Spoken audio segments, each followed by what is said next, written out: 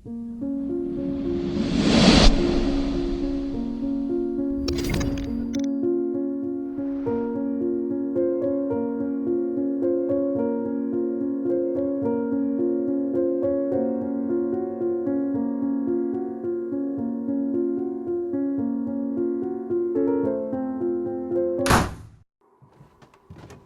ka ba galing? Bakit ba tinatanong? Nandito na nga ako, oh! Nag-aalala lang ako sa'yo. Sino nagsabi nga antayin mo ako, ha? Aray! Nasasaktan ako, Armando! Aray! Ikaw? Ang dahil mo lagi satsat! Ang sa akin lang, bawasan mo na ang pag-iinom mo. Lagi ka na lang umuwi ng lasing eh. Kahit anong gawin ko sa buhay ko, wala ka na ron. Dahil ako ang bubuhay sa pamilyang to. Tandaan mo yan. Tama na po. Tumigil na po kayo. Tigilan niyo na po si nanay.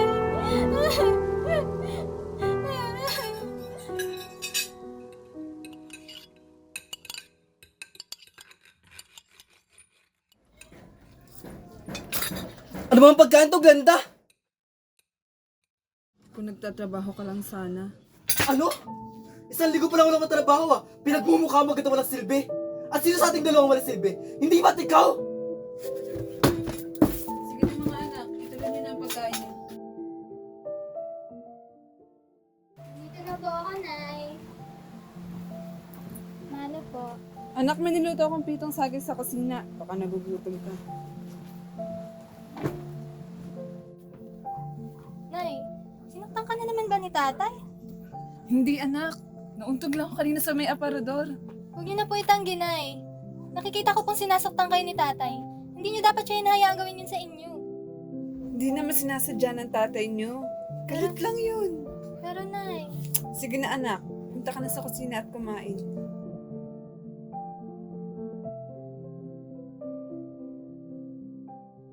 Nicole! Nicole! Nicole! Ang ingay mo naman, bakit ba? Punta tayo sa bar mamaya. Alam ko naman stress ka na sa buhay, lalo na dun sa tatay mo. Kakatamad eh. Arte, daming reklamo. Tara na! Sige na nga.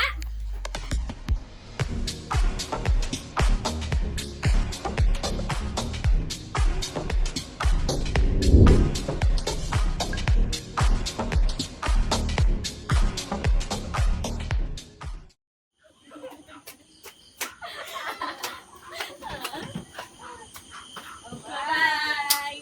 Ingat!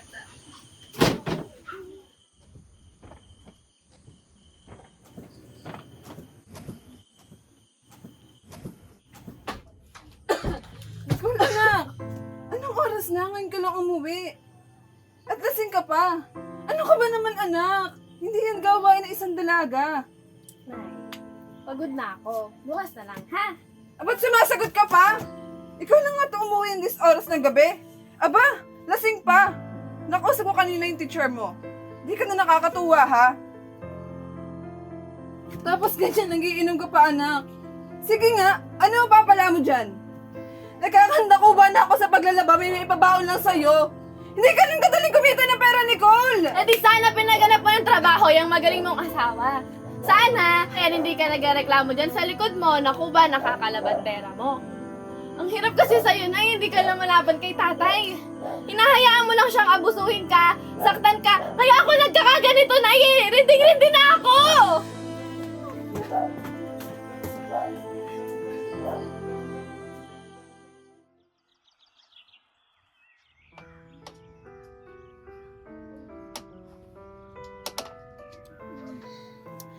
Sakit ang ulo ko.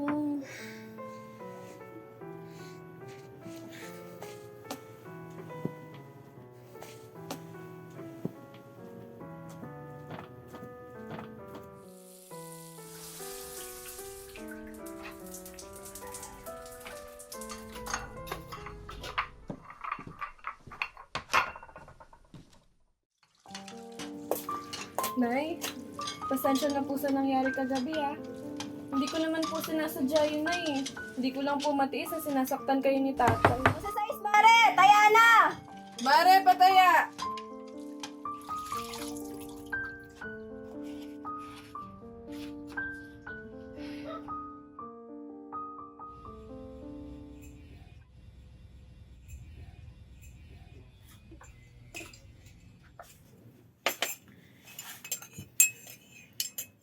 Naiwan ko ata ang cellphone ko sa bar.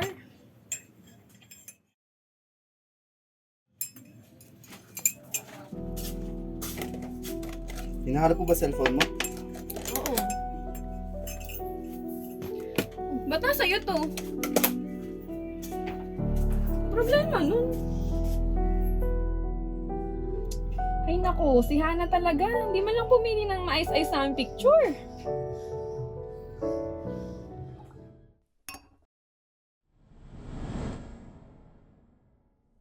Attorney. Walang kasalanan ng anak ko. Tulungan niyo po. May paano nyo naman mapapatunayan na walang sala ang anak nyo? Attorney, kilala ko ang anak ko. Anong pa niya magagawa? Pero maraming ebidensya ng kalaban. Pero naiingit lang sila, attorney. Anong pa Ganito, niya Aling Pasing. magagawa? Kumuha na lang kayo ng ibang abogado makakatulong sa inyo. Attorney, tulungan niyo kami. Attorney, tulungan niyo kami. Ano kayo sabat na po? Pumunta na lang kayo sa PAW. Maaaring sila makatulong sa inyo. Marami pa akong kaso may nahawakan ngayon. Pwede na kayong umalis. Attorney, tulungan. Pwede na kayong umalis. Attorney.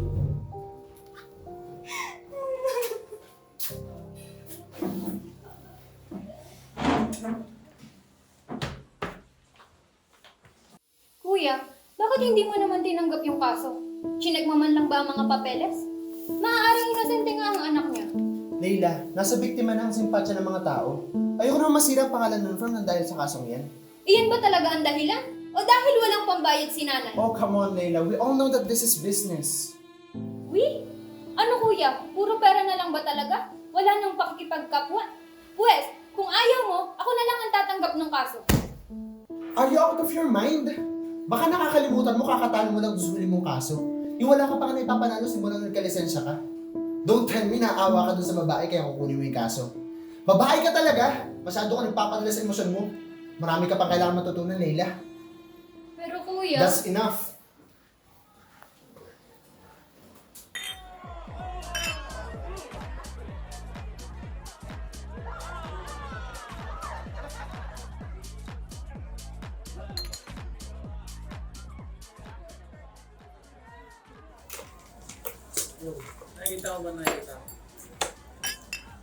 Uy!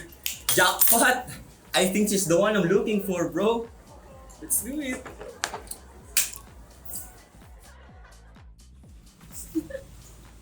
Hey, miss. Do you want some drink? Sige na, friend. Sige. Just a shot. Okay. Boss, can you please give these ladies a drink? Put it on my tab, ako na bahala. There you go. Thank you, Mr. I'm Ivan. Ivan Montenegro. Ivan. I'm Nicole. So, Nicole, do you wanna dance? Sure. Let's dance. Let's go.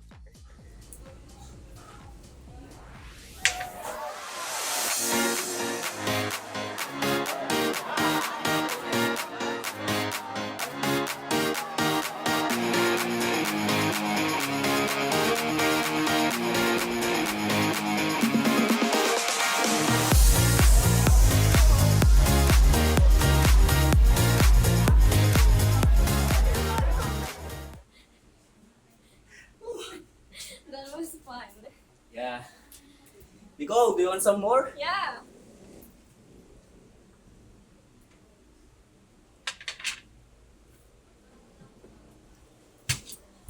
Hey. Okay ka lang? Medyo nahihilo lang. Tunay?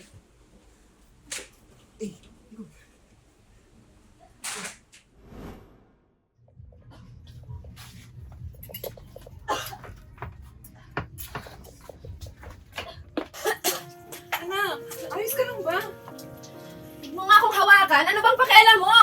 Anak, nag-aalala lang ako sa'yo kasi ilang gabi ka nang hindi umuwi dito sa bahay. Lagi mo kasama yung mga kaibigan mo. Hindi na kita dito nakikita sa atin. Kung uuwi ka man, gabing-gabi na. Saan ka ba nagpupunta, ha? Naman, Nay. Pa talaga tinanong sa akin, no? Kailan ba kayo nagkaroon ng pakialam sa akin? Hindi niyo alam kung ilang beses ko hiniling! Na sana hindi na lang kayo yung magulang ko! Hindi sana hindi ko naranasan na bakit, di ba? Sana pinamigay niyo na lang ako! Hindi kaya sana! Hindi niyo na lang ako pinanganak! Hindi mo alam kung ano ako sa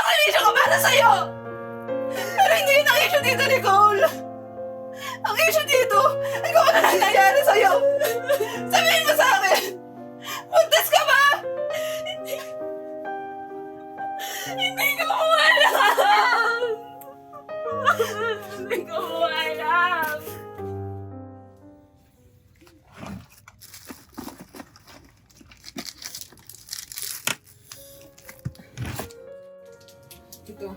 Pumunta ka sa banyo.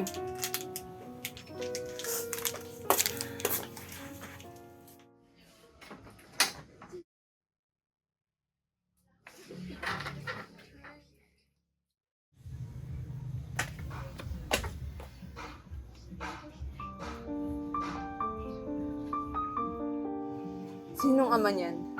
Sino? Wala akong maalala, Nay. Wala akong maalala nung gabing nangyari yun.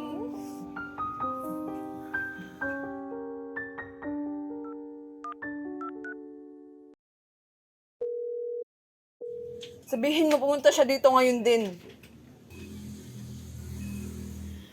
Hello, Hana? Pwede ka bang pumunta dito sa bahay? Emergency lang, please. Buntis daw ang anak ko at hindi niya daw alam kung saan at paano nangyari. Aminin niyo sa akin ng totoo. Sino ang ama niyan? Sinabi ko na po sa inyo wala akong matandaan. Ang naalala ko lang po nung gabing yun, may kausap akong isang lalaki tapos wala na akong maalala.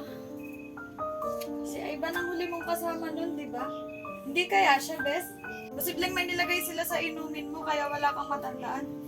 At kung ganun nga ang nangyari, rape yun, Bes! Posibleng ni-rape ka ni Ivan! Kailangan nating malaman ng totoo. Sandali, kukunin ko yung number niya sa isa ko pang kaibigan. Ito yung number ng Ivan daw, Bes. Siya yung lalaking nakausap at nakasama mo nung gabing yun. Hello? Hello? Who's this? Alam kong alam mo kung sino tong kausap mo ngayon, Ivan Montenegro. Buntis ako at alam kong alam mong ikaw ang ama. Kaya wag mo na itanggi ang krimeng ginawa mo. Ha? Wait, what are you saying? Yeah, I admit it. Kilala ko nga yung boses mo. Ikaw si Nicole, di ba? You're that girl in a bar na nakausap ko several nights ago. Alam mo, nung gabing yun. Yun lang yung nangyari. Wala akong ibang ginawa sa'yo. Inihatid lang kita talaga sa kwarto nun because you were so wasted. Yun lang yun. Sinungaling! Huwag ka nang tumanggi dahil alam kong ikaw lang ang nakasama ko nung gabing yun. So, anong gusto mong palabasin? Nagkausap lang tayo one night, then after several days, magiging instant father ako ng anak mo? It doesn't work that way, Miss Nicole. Hindi ako ang tatay ng anak mo. So stop bothering me or else ipakukulong kita ngayon din. At talagang ako pang ipapupulis mo? Ang kapal naman! Hello? Hello? Pinatayan niya ako ng tawag. Hindi raw siya ang gumawa ng sa akin. Lalapit tayo sa abogado. Ipapakulong natin ng lalaking yon. Hindi pwede hindi siya makukulong pagkatapos ng ginawa niya sa'yo. Hello? Dad? I have a problem. What is it this time, Ivan?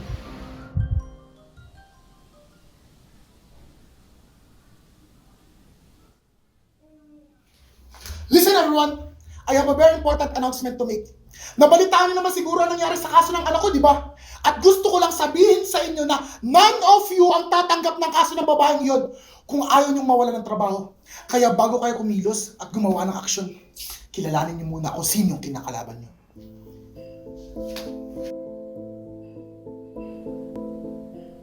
Oo naman yung victim, siya na nga naagrebyado siya pa ata itong madedehado. Wala tayong magagawa. That's the order of our boss. Besides, ayokong madamay. I'm just hoping na makakuha ng magaling na lawyer yung victim. Para man makuha niya yung hustisya sa nangyari sa kanya.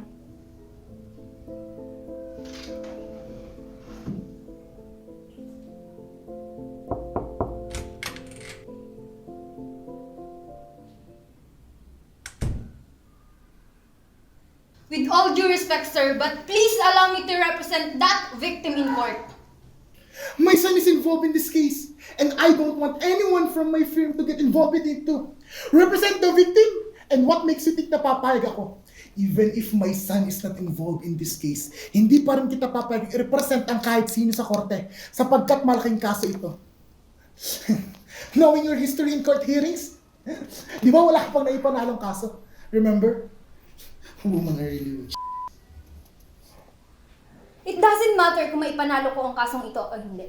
I just want to represent the victim dahil walang ibang abogado ang tumatanggap sa kaso niya. I'm not just a lawyer. I am also a woman. I want to represent her not just because yun ang trabaho ko, kundi dahil babae din ako. And besides, kung wala naman talagang kinalaman ng anak niyo sa nangyari, wala kayong dapat ikatakot. Dahil lalabas at lalabas ang lahat ng totoo sa korte. Unless... Attorney Gonzales! No one from my firm will represent that girl. Naiintindihan mo? And that decision is already final. Now go back to your work at huwag mo na ipagpilitan ang gusto mo. Kung ayaw mong sisantayin kita at mawalan ka ng trabaho.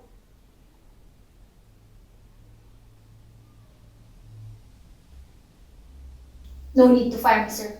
Because I have resigned.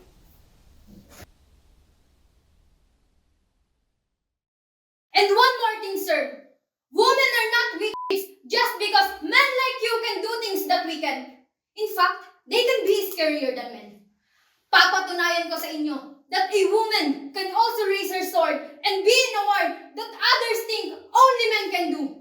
Ipapanalo ko ang kasong ito no matter what happened. Just wait for it.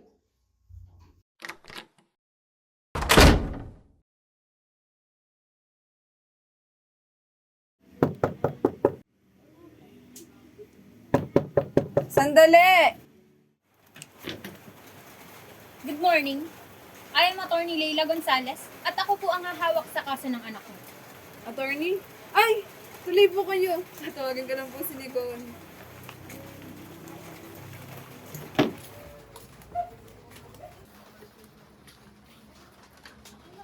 Magandang umaga po, attorney.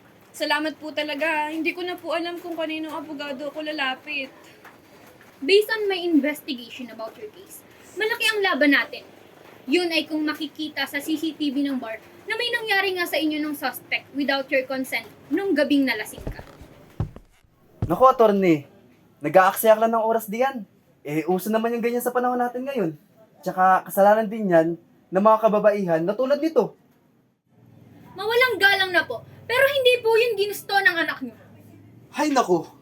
Bahala nga kayo. By the way, I already have a copy of the CCTV footage nung gabing nasa bar ka.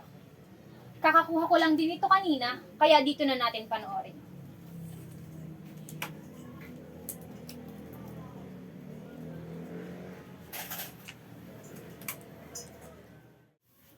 Teka, malinaw sa video na wala talagang kinalaman si Ivan sa nangyari. Nicole, wala ka ba talagang naaalala na maaaring gumawa sa'yo nito? Attorney, wala po talaga.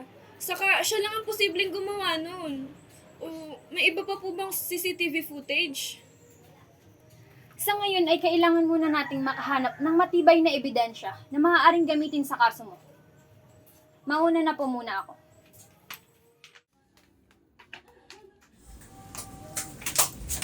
Attorney, wag ka po munang umalis. Nicole, may kailangan kang malaman at handa na akong sabihin sa'yo ito. Teka, Hana, anong sasabihin mo? Hindi niyo na kailangan maghanap ng ebidensya. Wait, anong ibig mong sabihin? May alam ka ba tungkol sa nangyari kay Nicole? Opo, attorney. Hindi po talaga si Ivan ang ama ng dinadala ni Nicole. Sino? Nicole, ang tatay mo ang gumahasa sa'yo. Nagpapatawa ka ba? Paano si tatay? Natatandaan mo ba nung unang beses tayong pumunta sa bar? Tapos sinatid kita pa uwi sa inyo kasi lasing na lasing ka. Ay, nasa akin pa palang wallet at cellphone ni Nicole. Ba't naman kasi nagpakalasing siya ng sobra?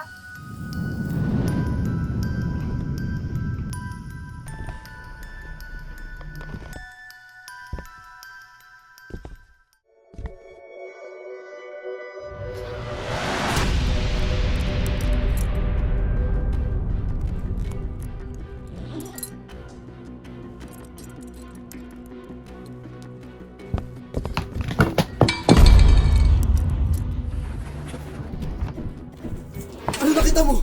Walang hiya ka! Ginaasa mo si Nicole! Anak mo siya! Nababaliw ka na ba? Wala kang nakita. Dahil sa oras na magsalita ka, hindi mo na kahit kailan makikita ang kaibigan mo. At susunod kita. Naiintindihan mo? Kaya umalis ka na. Alis! Nicole, patawarin mo ako kung ngayon lang ako naglakas loob sabihin sa'yo ito. Walang hiya siya! Wala na siya nagawang mabuti! Anak, apalagutin natin ang ama mo. Ngayong nalaman na natin ng totoo, kailangan nating panagutin ang tatay mo. Maghanda ka, Nicole. Sasamahan ko kayo sa laban na ito. Nicole, anak, patawarin mo si nanay, ha? Patawarin mo ako, hindi kita naprotektahan. Kailangan niyang pagbayaran yung kapapuyang ginawa niya sa akin!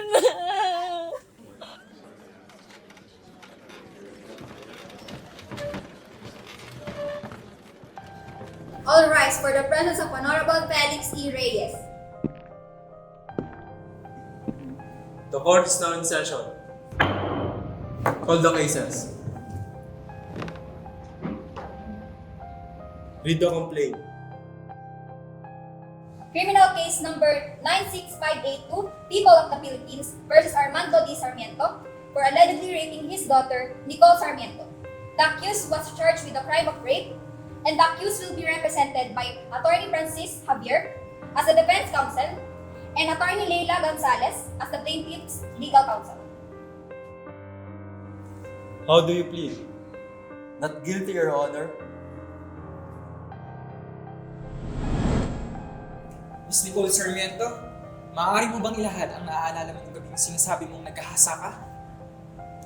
Ang naalala ko lang po nung gabing yun ay galing ako sa bar. Kasama ko po yung kaibigan kong si Hana. Nakainom po ako nun, kaya nagkasagutan po kami ni nanay pagka-uwi ko. Ang naalala ko po, pagkatapos namin magkasagutan, nagpasok na po ako sa kwarto. Hanggang doon lang po inaalala ko. So malinaw na sinasabi mo na hindi mo talaga alam kung ginahasa ka ba talaga ni Armando? Sobrang lasing po ako nun. That just means na hindi ka talaga naging maingat at aware sa nangyayari sa'yo. Baka naman may ibang lalaki na gumawa sa'yo niyan at ginusto mo talaga. Kaya ka nabuntis. Objection, Your Honor. Counsel is leading the victim. Maaari mo bang ikwento ang nangyari nung gabing nakita mo ang biktima na ginahasa ng prime suspect? Inihatid ko po si Nicole sa kanila dahil nakakainom siya. Di pa po ako nakakalayo ay naalala ko na nasa akin pa pala ang wallet at cellphone ni Nicole. Bumalik po ako, pagsilip ko po, nakita ko na walang malay na nakahiga si Nicole habang nagsusuot ng damit at sinturon ng kanyang tatay. May nadangkil po akong gamit sa bahay nila. Agad po akong pinuntahan ng kanyang tatay at tinakot na hindi ko na makikita muli ang aking kaibigan at isusunod niya ako kapag nagsumbong ako. Maaari mo bang ituro kung sino ang iyong nakita at nagbanta sa'yo nung gabing nangyari ang panggagahasa? Siya po. Pero nung makaramdam po ako ng pag-ihi ay napansin ko po na wala na sa tabi ko si Arman kaya hinanap ko po siya matapos kumihi. Nakita ko po siyang kausap si Hana at galit na galit. Miss Glenda, hindi ka man lang ba nang hinala sa nakita mo? Pinangunahan po ako ng takot ko nung makita ko siyang galit na galit kay Hana. Ayoko po sa akin mabaling ang galit niya. Hingid po sa inyong kaalaman ay binubugbog po ako ni Arman. Imposible na magawa ito na Armando sa sarili niyang anak. Baka naman, way niyo lang ito para makaganti sa pambubugbog ng asawa mo sa iyo. Hindi po tunay na anak ni Arman si Nicole. Ano ko po siya sa una kong asawa. Akala ko po noong una ay magiging mabuting ama siya kay Nicole. Pero nagkamali po ako doon. Patawad, anak. Nasaan ka nung gabing nangyari ang sinasabing panggagahasa? Wala ako sa bahay ng gabing sinasabi nila. Sanay naman silang madaling araw lagi ako umuwi eh. Kaya imposible ang sinasabi nila sa akin. Sanay ng tagang lumakwat siya si Nicole. Kaya ayun, nabubuntis. Hindi totoo yan, sinungaling ka! Pinaboy mo ako! Ayon sa iyong asawa na si Glenda, isang buwan ka nang walang trabaho at imposible namang wala ka sa inyo nung gabing iyon. Yung gabing sinasabi nila, tumawag sa akin yung dati kong boss. Tinatanong kung pwede daw ako extra sa trabaho nila. Wala naman akong ginagawa. Kaya ayun, maaga pa akong umalis ng gabing iyon. Anong pangalan ng boss mo? Maaari ba namin siyang makausap? Bakit hindi mo siya dinala dito upang ipagtanggol ka? Marami ho yung inaasikaso. Maraming inaasikaso? O sadyang gawa-gawa mo lang ang lahat ng sinasabi mo? Hindi mo totoong anak si Nicole, kaya posibleng nagawa mo ang krimen. Anong patunay ang maiibigay mo sa amin? Wala po. That would be all, Your Honor. The trial court of the Philippines found accused Armando P. Sarmiento guilty beyond reasonable doubt of violating Republic Act No. 8353 or the Anti-Rape Law of 1997. Thank you, jury, for your service today.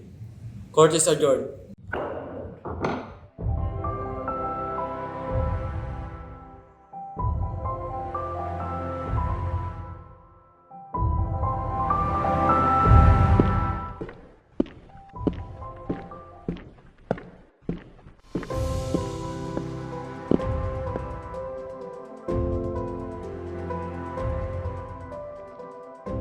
Nang aking sulatin ang No Limit Tangere, tinanong kong laon kung ang puso ang dalagay karaniwan kaya diyan sa ating bayan.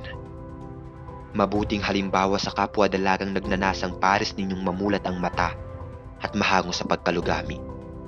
Sumisigla ang aming pag-asa, inaaglang sa kuna sapagkat kayo'y katulong na namin. Panatag ang loob sa pagtatagumpay. Ang babaeng Tagalog ay di napayuko at luhod. Buhay na ang pag-asa sa panahong sasapit. Wala na ang inang katulong sa pagbulag sa anak na palakihin sa lipusta at pagayop. Kabataan nga ba ang pag-asa ng bayan? Sa iyong katapangan na ihayag ang katotohanan. Katatagan mo ay nagsilbing tanglaw sa mapait na karanasan. Boses mo ang nagsilbing tulay sa karapatang naapakan. Tunay nga na kabataan ng pag-asa ng bayan. Ang batis ng katotohanan, dadaloy at raragasa kung ikay maninindigan. Isa kang instrumento upang tayo'y mamulat sa katotohanan. Tayo ay pantay-pantay, ano man ang iyong kasarian at estado sa buhay.